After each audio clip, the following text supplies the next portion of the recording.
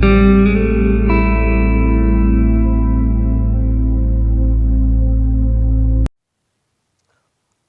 students, welcome all of you online video lecture. Topic number 3b, elasticity of demand. In this topic we have already studied elasticity of demand, types of elasticity of demand, price elasticity of demand, income elasticity of demand, cross elasticity of demand. Then types of price elasticity of demand, then methods measuring price elasticity of demand. Number 1, ratio method or percentage method. Number 2, total outlay or total expenditure method. And number 3, point method or geometric method. Now today we are going to study next point in this chapter, factors affecting or factors influencing the elasticity of demand. Friends, according to Dr. Marshall, elasticity of demand is a great or small according to the amount demanded, which rises much or little for a given fall in price, and quantity demanded falls much or little for a given rise in price. In short, elasticity of demand is a technical term which describes the responsiveness of change in quantity demanded to fall or rise in its price. In simple words, it is the ratio of percentage change in quantity demanded of a commodity to a percentage change in price. Elasticity of demand. In this topic we now study types of price elasticity of demand, 5 types. Number 1, infinite, means perfectly elastic demand, means only a slight change or negligible change or zero change quantity demanded is large, it is called infinite. Then second, perfectly inelastic demand, percentage change in quantity demanded also zero, because when price increase or decrease no effect, it is called inelastic. Then percentage change in price and percentage change in quantity demanded is equal, it is called unitary elastic. Then percentage change in quantity demanded is more than price, it is called greater than 1, and percentage change in less than percentage change in price, it is called less than 1. These are the total 5 types of elasticity of demand. Students, today we study factors affecting or influencing the elasticity of demand. Number 1 point, nature of a commodity. Second, availability of substitutes. Third, number of uses. Fourth, habits. Fifth, durability. 6, complementary goods. 7, income of the consumer. 8, urgency of needs. And number 9, time period. These are the total 9 points or total 9 factors influencing the elasticity of demand. In detail, number 1, nature of commodity. Nature of commodity, by nature we can classify, just here, we can classify commodities as necessaries, means necessary goods, comforts or luxury goods. Demand for necessaries goods means our daily life, food or food grains, medicines, textbooks, means necessaries. These necessary goods elasticity is relatively inelastic because price increases or decreases, no effect on quantity demanded, it is called zero, it is called inelastic. Then comforts and luxury goods like that car, perfumes, furniture, demand is relatively elastic because car price, furniture price increases in percentage, then response in percentage quantity demanded decreases. So in a elasticity of demand by nature, just here they now clear, necessity goods elasticity of demand is less elastic. For example, in picture bread. Then comforts, in picture fridge, demand also elastic. And luxurious goods, jewelry, gold or silver, also more elastic. So these are the nature of commodities. Necessary goods less elastic, comforts and luxury goods also more elastic. Then second point, availability of substitutes. Demand for a commodity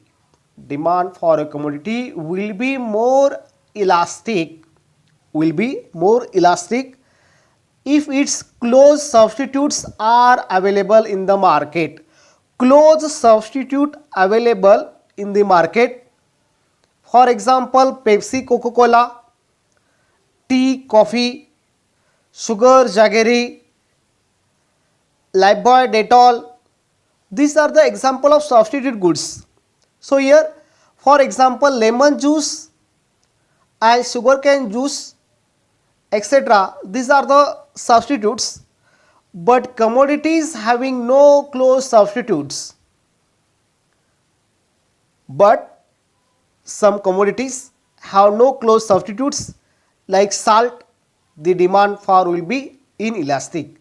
Means in a market substitute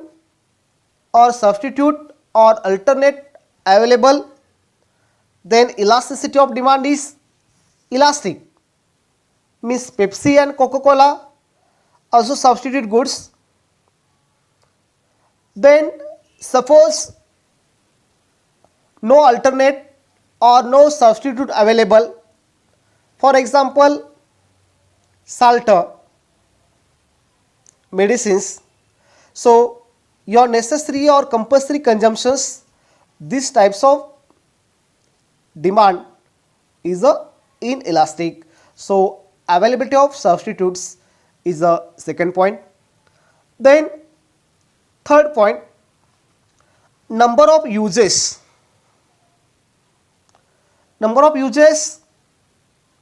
Single goods or single use goods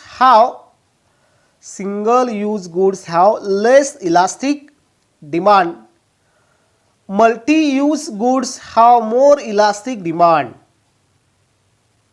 Means some goods have multi-purpose or composite demand, but some goods have only single one or single use, means single use goods have less elastic demand and multi-purpose or multi-use goods have more elastic demand. Multi-purpose use example, for example, coal, electricity, these are the example of multi-use goods. So means only single use goods, elasticity is also less, and multi-purpose also elasticity also more elastic. Next point, habits. Habits or habitual goods. Habits make demand. Habits make demand for certain goods relatively inelastic, because habit,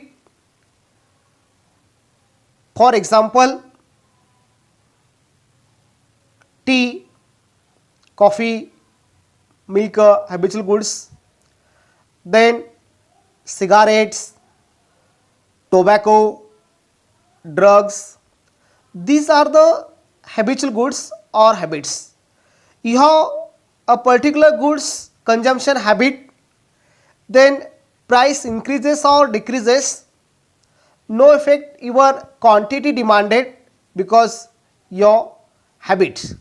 For example, cigarette, tobacco, means when price of cigarette or tobacco increases, in percentage change in price or percentage change in quantity demanded, no effect, means price increase or decrease, no effect in quantity demanded, it is called inelastic.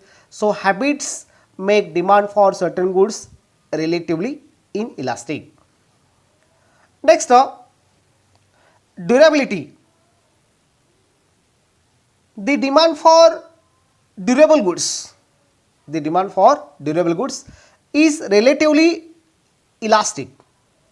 For example, furniture, washing machine, fridge, TV, these are the example of durable goods.